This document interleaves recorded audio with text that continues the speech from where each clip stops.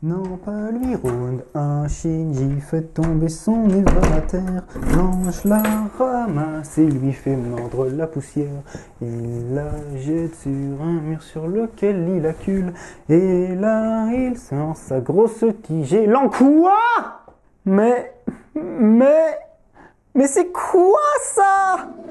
Tiens Val, t'es rentré, salut. Comment c'était la fac aujourd'hui? Mais enfin Misogi, qu'est-ce qui s'est passé ici? C'est quoi ces meubles qui sortent de nulle part? Ah c'est pas mal hein. J'ai un peu modernisé la pièce histoire d'améliorer le cadre et tout. Qu'est-ce que t'en penses? Ça correspond à ce que tu voulais? Mais j'ai jamais dit que je voulais un changement de mobilier, t'as rêvé ça où? J'ai pas rêvé Val. C'est bien toi qui m'as demandé si je savais utiliser mes vis pour autre chose que d'empaler les gens avec, non? Et ben voilà ce que j'arrive à faire en réduisant leur taille. Oh putain mais j'y crois pas. Mais t'es complètement débile ma parole. Ah je te jure dans le genre je fais ce que je veux, t'es pas loin du niveau de Samy tu sais. Et c'est pas qu'un peu. De quoi tu parles? C'est qui Samy? Oh, tu verras. C'est l'héroïne de la prochaine archive. Par contre, tu vas pas apprécier ce que je vais te faire dans cette vidéo, crois-moi.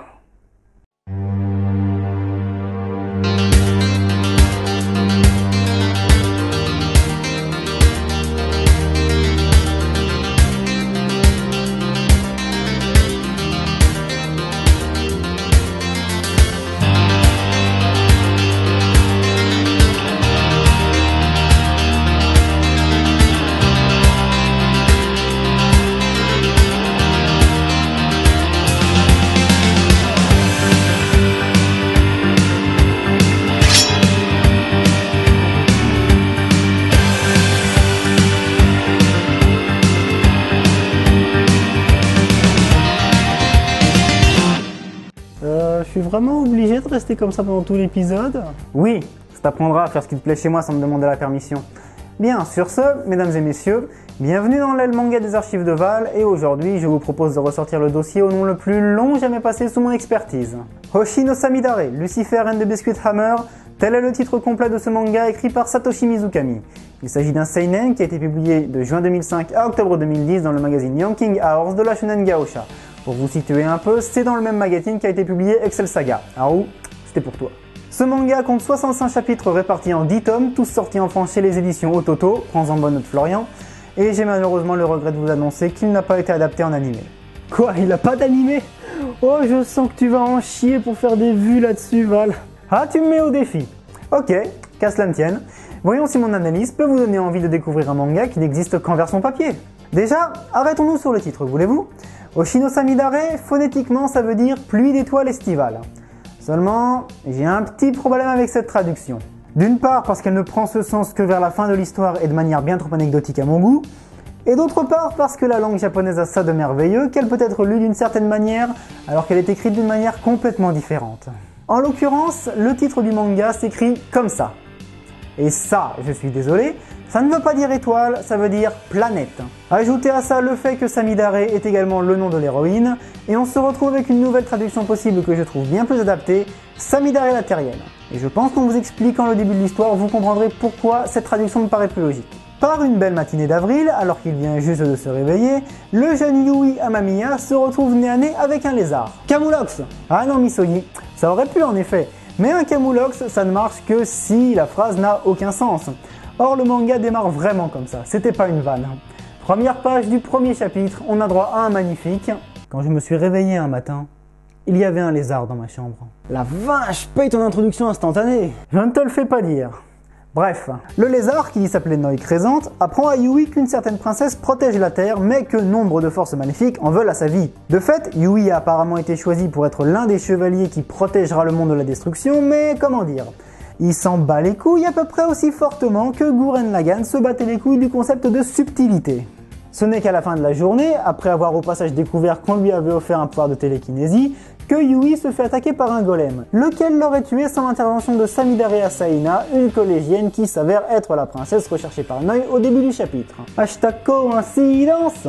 Le lendemain, alors que Yui ne veut toujours pas accepter son rôle de chevalier, il retombe sur Samidare qui lui dit de regarder vers le ciel et c'est là que Yui découvre le Biscuit Hammer, un gigantesque marteau flottant dans le ciel qui est censé être l'objet qui détruira le monde. Sauf que Sami, prise d'un élan d'adrénaline, jure d'empêcher ce marteau de s'abattre sur Terre car cela irait à l'encontre de son objectif, à savoir détruire le monde elle-même.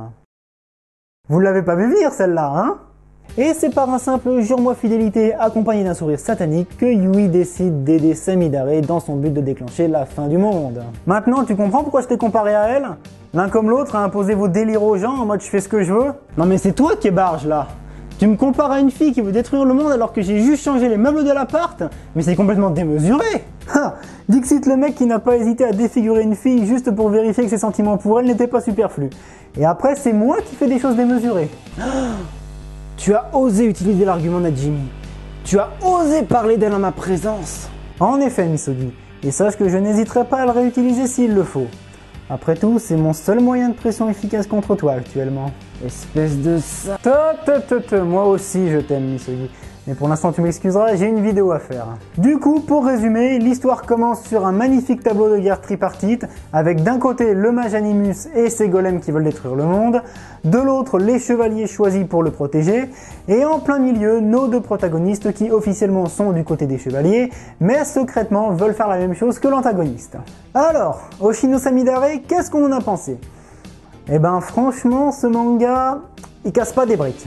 Il ne révolutionne aucun genre, faut l'avouer. Il ne donne pas de leçons particulières ni ne comporte de messages profonds, mais il dispose du truc qui fait la différence entre un bon manga et un mauvais manga. Au minimum, il est sympa à lire. En fait, je le recommanderais à toute personne qui voudrait s'essayer à lire des seinen sans pour autant que ce soit trop sérieux dès le départ. Je m'explique. Imaginez d'un côté un shonen bien neketsuesque et délirant, genre One Piece. De l'autre côté, prenez un seinen super sérieux avec zéro délire. Disons au hasard, le sommet des dieux. Mélangez les deux et vous obtenez Hoshino Samidare. Vous trouvez ça superflu?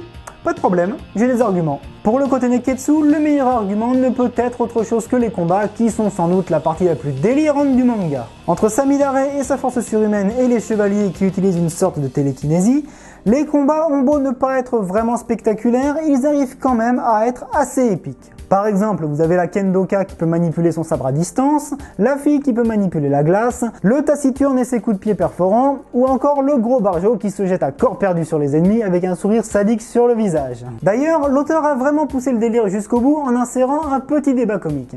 Vous avez sans doute remarqué que dans la plupart des neketsu, les personnages crient le nom de leur technique au moment où ils l'utilisent. Par exemple...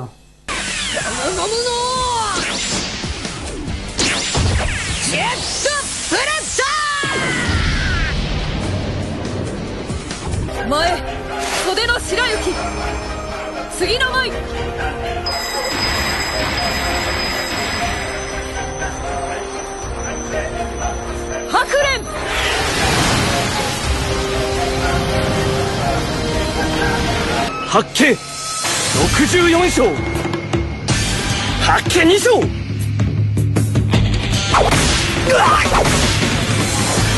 2章 4章 8章 16章 32章 64章 Eh bien, dans Samidare, les personnages ont une discussion enflammée autour de la question « Est-ce qu'il faut vraiment crier le nom de nos techniques ?» Alors t'en as bien sûr qui sont un peu réticents à le faire, parce que bon, faut reconnaître que c'est embarrassant quand même de crier un truc du genre « Hadouken » comme ça dans la réalité, mais t'en as d'autres qui disent qu'en nommant la technique, ça la rend plus efficace, donc il faut le faire, patati patata. Et au final, le débat se termine sur la meilleure conclusion possible. Quitte à utiliser une technique, autant crier son nom, histoire qu'on ait l'air cool. Voilà. Maintenant vous le savez, si Luffy et les autres n'ont pas une once d'embarras lorsqu'ils se battent, c'est parce qu'en fait ce sont des putains de narcissiques qui veulent qu'on les pense cool. Le mystère est levé. Ça, ou alors c'est juste une parodie d'un code qu'on retrouve dans 99% des neketsu depuis Sanseiya. À vous de voir. Et en parallèle de cette légèreté généralement propre au shonen, Hoshino Samidare contient également des situations matures qui nous font dire « Ok, là c'est sûr, c'est un seinen ». Ces situations, c'est quoi? Eh ben par exemple, c'est le fait qu'aucun personnage n'est invincible. Alors on n'est pas comme dans Fairy Tail où les personnages survivent encore et encore grâce à des Deus Ex Machina plus ou moins legit. Dans Hoshino Samidare, quand un mec meurt, il meurt. Point. Et attention, tu y assistes à sa mort. Tu la vois la scène où il se fait empaler. T'as pas de censure du genre t'as que la silhouette de dessiner et c'est à toi de comprendre que le mec s'est fait marave. Un autre exemple de situation purement seinen, c'est quand Animus, le principal antagoniste, s'amuse à apparaître à côté des chevaliers pour taper la causette en mode relax, ou encore quand l'un des chevaliers lui demande très poliment s'il ne pourrait pas combattre le prochain golem tout seul en 1 contre 1, et que Animus accepte comme si c'était normal que ce genre de négociation puisse avoir lieu. Quand tu vois ça, c'est sûr que ça te change de la précipitation qu'ont les héros de certains shonen à se jeter sur un ennemi dès qu'ils le voient.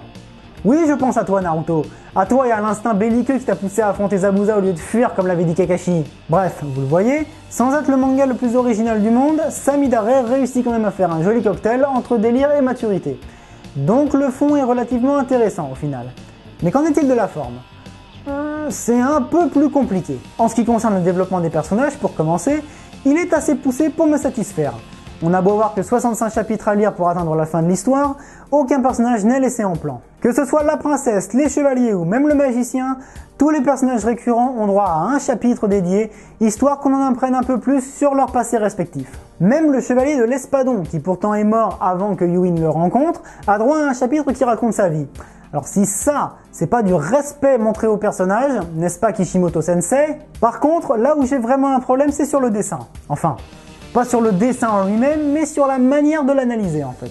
Au départ, je me disais que pour un seinen, le dessin n'était pas vraiment à la hauteur. Surtout si je le compare au Sommet des Dieux et à ces magnifiques paysages, putain qu'il est beau ce manga. Mais d'un autre côté, en le comparant à un autre manga seinen, en l'occurrence Sekirei, j'ai commencé à penser que le manque de graphisme n'était pas forcément blâmable si l'histoire est assez captivante, ce qui, soyons honnêtes, est relativement le cas pour Samidare. Du coup, vu que j'en avais marre d'hésiter entre faire une critique positive ou négative du dessin, j'ai eu l'idée de mettre un stropole sur Twitter afin de vous demander votre avis, pour voir si, d'une manière générale, un dessin très travaillé était vraiment nécessaire pour apprécier un seinen ou pas. Le résultat de ce sondage, le voici. Mon Dieu, la solitude que t'as dû taper, Val. Merci de ta sollicitude, Misogi, mais je n'en ai pas besoin car je constate que malgré le faible nombre de personnes qui ont daigné me répondre et que je remercie au passage, il semblerait que mon hésitation soit en fait tout à fait normale. Par conséquent, je vais vous donner mon avis personnel et totalement subjectif sur les graphismes de Samidare. J'ai été majoritairement déçu. J'aurais aimé un peu plus de décors, beaucoup moins de cases blanches lors des dialogues, et on dira ce qu'on voudra, des doubles pages dans un manga d'action, il en faut. Et on n'a clairement pas eu assez dans celui-là. Par contre, le style graphique lui m'a vraiment convaincu. Surtout la manière dont le caractère design est plus ou moins détaillé et réaliste selon que la scène soit relâchée ou sérieuse. Ça, j'ai bien aimé. Du coup, pour finir, est-ce que je vous recommanderais Samidare? Franchement, ouais. C'est pas le manga qu'il faut absolument avoir lu, ça on est d'accord. Mais faites-moi confiance, une fois que vous l'aurez lu, vous n'aurez pas l'impression d'avoir perdu votre temps. Après, c'est vraiment dommage qu'il n'ait pas été adapté en animé, parce que je suis sûr que ça aurait donné un truc fantastique. D'ailleurs, voici 5 raisons pour lesquelles je pense que Samidare aurait mérité une adaptation. Quoique, attendez. Ouais, je crois que je peux faire mieux que justifier une simple adaptation. Mesdames et messieurs, voici une raison pour laquelle Oshino Samidare mérite une version animée, et 4 autres pour lesquelles cette adaptation devrait figurer sur les productions des studios Gainax et Trigger, afin de former une trilogie avec Tengen Toppa Gurren Lagann et Kill la Kill. Numéro 5, j'aurais tant aimé voir les combats de HNS en version animée. Quand je vois des scènes qui arrivent à être aussi épiques et simples en même temps, je ne peux que me demander comment est-ce que ça rendrait une fois avec du mouvement. Numéro 4, vous n'imaginez pas le nombre de références à Gurren Lagann que l'on peut trouver dans Samidare.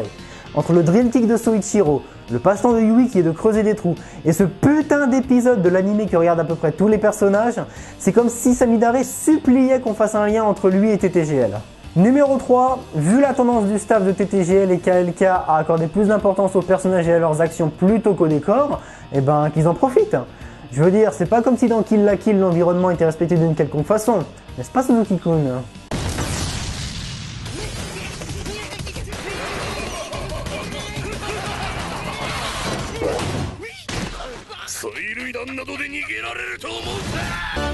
Olive et Tam, ils sont toujours en forme. Tam, Olivier, sont super entraînés. Numéro 2, pas besoin d'auditionner de nouveaux seiyuu pour doubler Samidare les gars.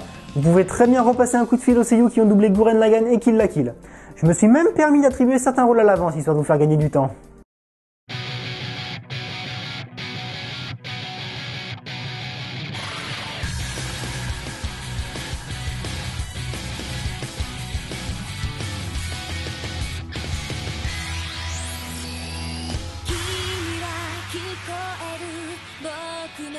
声が闇に虚しく吸い込まれた Numéro 1. Si ça ressemble pas à du Kill la Kill ou à du Gurren Lagann, hein? Alors pitié, dépêchez-vous de faire cette putain d'adaptation. On perd un truc de malade là. Oh, tu vas te calmer un peu, espèce de fanboy. Toi, attends que j'ai terminé ma chronique et je m'occupe de ton cas. Alors, cette vidéo est maintenant terminée, j'espère qu'elle vous a plu. Si c'est le cas, n'hésitez pas à me le faire savoir dans les commentaires ou en appuyant sur le bouton j'aime si vous avez la flemme d'écrire. Faites dérouler la description pour trouver mes liens Twitter et Facebook et bien sûr, n'oubliez pas le lien qui vous amène à la vidéo précédente. Sur ce les amis, à la prochaine!